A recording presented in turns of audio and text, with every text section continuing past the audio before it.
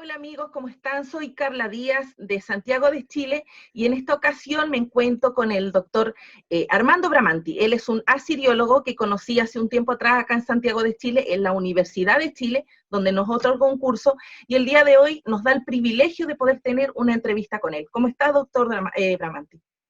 Hola, buenos días. Muy bien, gracias. Gracias por esta entrevista y aquí estoy para contestar a vuestras preguntas. Doctor Bramanti, acá en Latinoamérica la gente se interesa mucho por el tema de Mesopotamia, en especial por los sumerios. Hay muchas dudas, hay literatura, pero los libros son escasos acá en Chile y en varias partes de Latinoamérica. Así que usted como asiriólogo, quiero comenzar por preguntarle, ¿cómo ve la luz la arqueología para que den indicios de la cultura mesopotámica? Bueno, para contestar esta pregunta tendremos que hablar un poquito de, en general, cuáles son las civilizaciones del Próximo Oriente Antiguo. Las civilizaciones que generalmente entendemos como próximo orientales son todas las civilizaciones que utilizan una escritura uniforme. Una escritura que se desarrolla a finales del año 80 de nuestra era. Así que durante toda esta época, efectivamente, desarrollaron muchas culturas cuneiformes y después prácticamente se olvidaron. Se ha perdido el conocimiento de las culturas. Así que los europeos y en general los occidentales pudieron retomar conciencia y entonces redescubrir todas estas culturas a través de la obra de algunos exploradores italianos como Joseph Barbero, como Pietro della Valle, que empezaron a viajar a Oriente durante el siglo XVI, ya XV, XVI, digamos. Así que es todo un redescubrimiento. En el Antiguo Egipto, este proceso fue un poco más fácil, porque las pirámides siempre han estado ahí, así que prácticamente nunca se ha olvidado este conocimiento. En Mesopotamia, después de estos viajes, empezaron las primeras excavaciones arqueológicas oficiales, digamos, a mediados del siglo XIX, con obras muy importantes como las obras de los ingleses, de los franceses, que exploraron y excavaron estos sitios. ¿Qué se encontró? Ahí prácticamente ya conocíamos algunas cosas a través de las fuentes de la Biblia y las fuentes griegas, así que conocíamos ya las poblaciones persas y asirias. Con Henry Rawlinson empezamos una nueva etapa de los textos, es decir, los primeros textos del persa antiguo, como la inscripción de Beistún o muchas otras que nos dicen prácticamente de todo lo que ha pasado durante muchos siglos en el imperio persa. A la mitad del siglo XIX, como estamos diciendo, se hacen las primeras excavaciones en el norte de Mesopotamia y se descubren artefactos asirios. ¿Quién eran estos asirios? En 1849, por ejemplo, se descubre la biblioteca de Asurbanipal, un rey que ya conocíamos por la Biblia. En esta biblioteca había, en Nínive, en la ciudad de Nínive, había todo tipo de textos, textos literarios, textos lexicales, textos administrativos, de cualquier tipo, y también el poema de Gilgamesh, por ejemplo, que ya se conoce mucho en todo el mundo hoy día, y también se encontraron textos en una lengua que era un poco rara, que no se entendía bien de qué iba, efectivamente. Así que esto lo dejamos un poco al lado y podemos decir también que en 1857 se tradujo por primera vez el prisma octogonal de Assur y esto marca la fecha de nacimiento de la filología.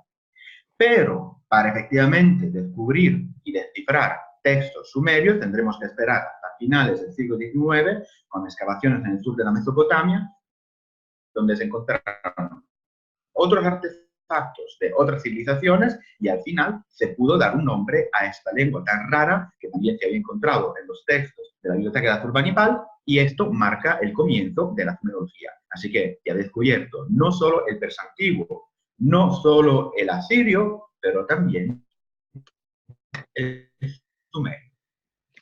Profesor, entonces, primero viene la asiriología y luego comienza el estudio de la sumerología.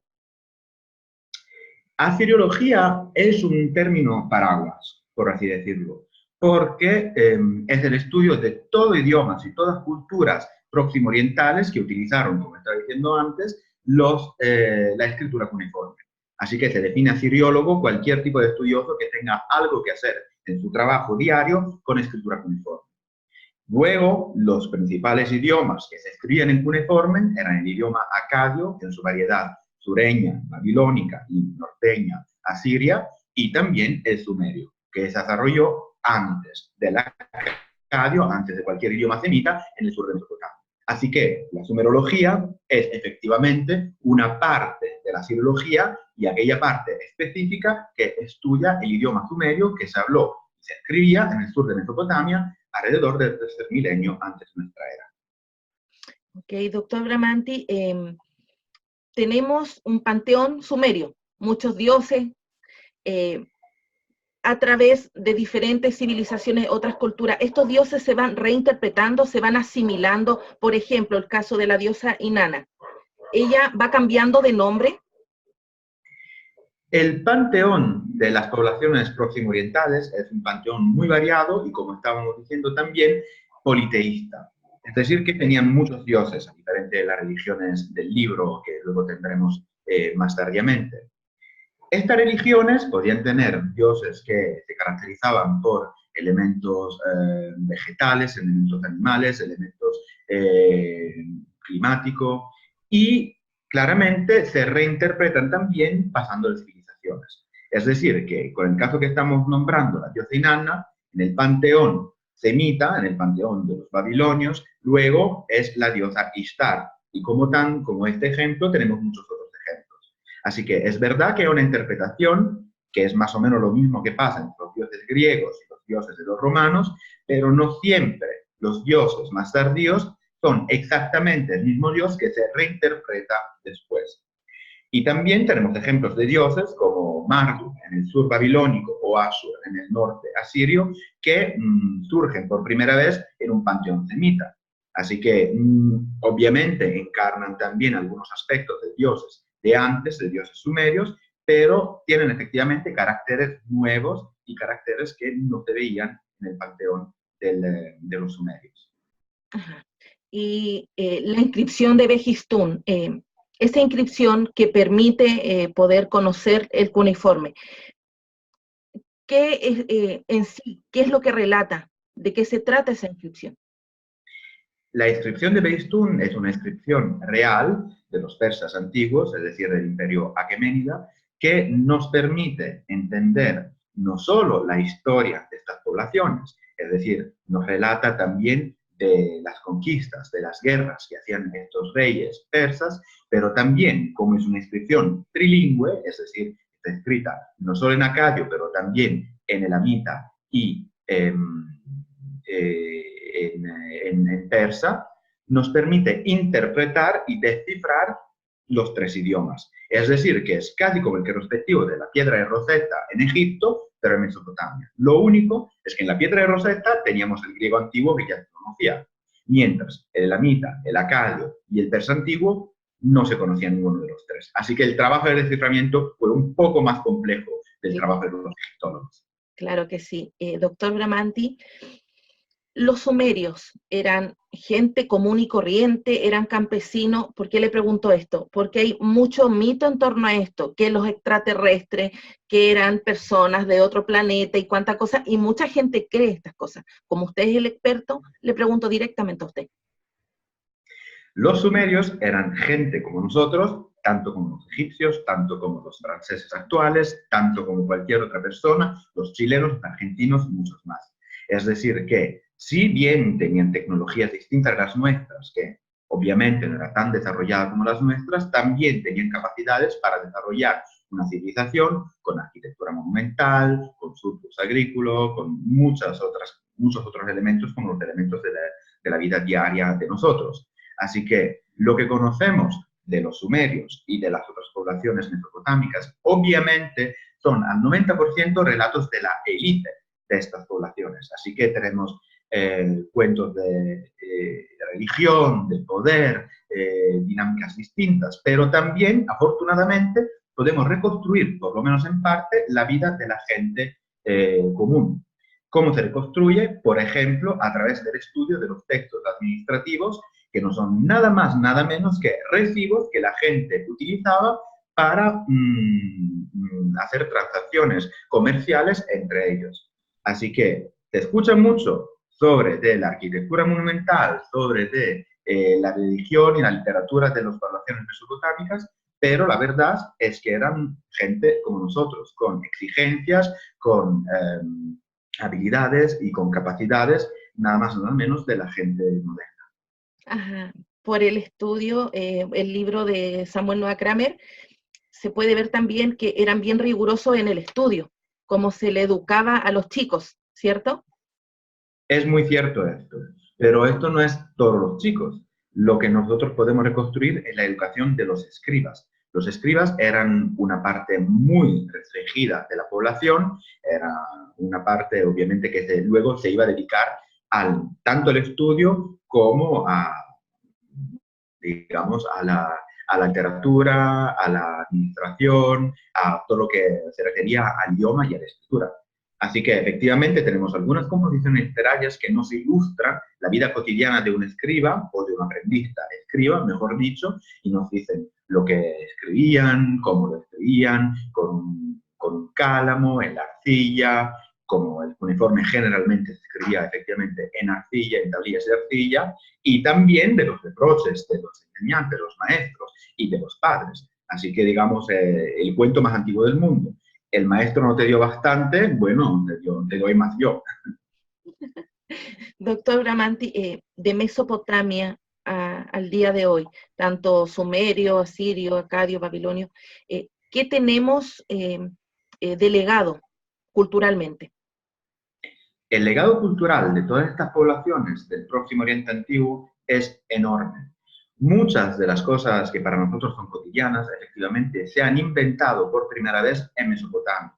Pensemos, por ejemplo, en la cerveza, o también en el vino, o en las matemáticas, o en la astrología, o en cualquier otra cosa. La primera novela del mundo es el Gilgamesh, y efectivamente se escribió antes en sumerio y luego en acadio.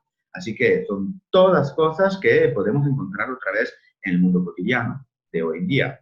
Y no solo tenemos textos literarios y administrativos, también, como estaba diciendo, tenemos textos religiosos, de la escuela, legales, así que conocemos efectivamente cómo se casaban, cómo se divorciaban, cómo se separaban, a quién iban los hijos y muchas otras cosas. Así que es muy efectivamente parecido por lo que podemos reconstruir de estas poblaciones a lo que tenemos hoy día en nuestras civilizaciones. Gracias, doctor. Cuando estuve en sus clases acá en Chile, pude ver el libro que usted escribió, el libro de gramática, que realmente es bien necesario para poder aprender y acercarnos un poco más a aquellos que no tenemos acceso a estudios tan profesionales. ¿Nos puede hablar un poco de su libro de gramática? Claro, con mucho gusto.